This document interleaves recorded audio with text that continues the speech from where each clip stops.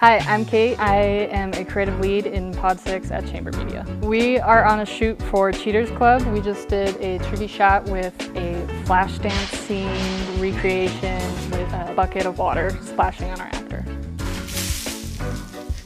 We look at the scripts, we look what shots we're going to need, we kind of storyboard them, and then we will order the shots that we shoot in based on what's before the splash scene and then what's after, so that when he is splashed, that everything we shoot after that he can be wet for. We don't have to reset anything. Everything where he was dry has already been shot. Sometimes just kind of forget to include a shot and you don't see it until after a shot like that, and it's really hard to get something where he was dry if he's already wet. So just before you go into anything like that, you want to make sure that you are absolutely certain there's nothing where he needs to be dry or anything like that. We had another shoot the other day where we had to drop a satellite dish on a table, like a roof caving in, and we had to make sure that we got everything with that table standing. Had to be shot first in case that table broke, which it did. Like, it broke pretty bad. It's just all a matter of figuring out the shots you need, and then you just do all of the water splashing, crashing, breaking, all of that you want to do at the end of your shoot. Over prepare and